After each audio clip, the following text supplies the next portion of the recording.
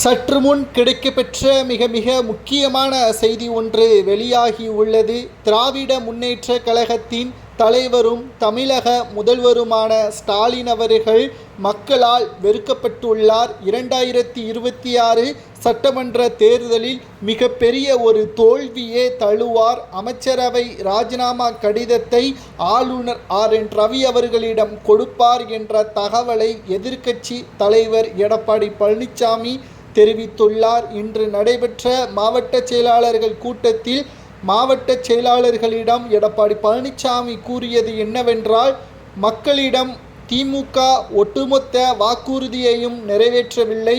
அதிமுகவின் ஆட்சியின் பொழுது செய்த நலத்திட்ட உதவிகளை மட்டும் மக்களிடம் தெரிவிங்கள்.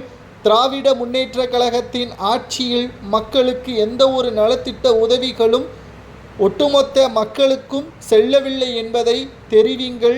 திமுகவை மக்கள் புறக்கணிக்க ஆரம்பித்து விட்டார்கள். 2011ஆம் ஆண்டு ஏற்பட்ட திமுகவின் நிலைமை 2026லும் ஏற்பட வேண்டும். ஸ்டாலின் முதல்வர் பதவியை ராஜினாமா செய்ய வேண்டும்.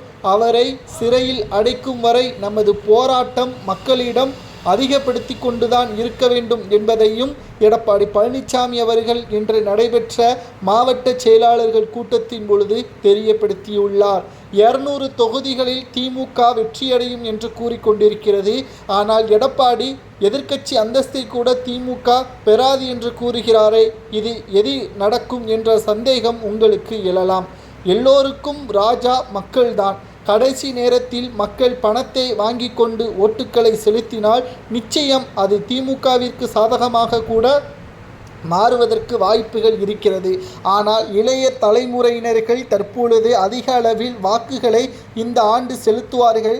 கேம் சேஞ்சராக தமிழக வெற்றி கழகத்தின் தலைவர் விஜய் அவர்கள் இருப்பார் என்ற தகவலும் தற்பொழுது கிடைக்கப்பெற்றுள்ளது. கடைசி நேரத்தில் விஜய் அவர்கள் அதிமுகவுடன் கூட்டணி வைத்தால் எதிர்க்கட்சி அந்தஸ்தும் திமுகவிற்கு காணாமல் போகும் என்ற தகவலை நம்மால் உறுதியாக கூறலாம். 2026 சட்டமன்ற தேர்தலில் திராவிட முன்னேற்ற கழகத்திற்கு ஒட்டுமொத்த எதிர்ப்புகளும் கட்சிகள் அனைத்தும் அதிமுகவுடன் கூட்டணி வைத்து திமுகவை எதிர்த்து ஒரே நிலையில் இருந்தால் திமுக எதிர்க்கட்சி அந்தஸ்தை இழக்க நேரிடும் என்ற தகவலும் தற்பொழுது கிடைக்கப்பெற்றுள்ளது. இதிலிருந்துதான் எடப்பாடி பழனிசாமி அவர்கள் அதிக நம்பிக்கையுடன் மாவட்ட செயலாளர்களிடம் தெரிவித்துள்ளார்.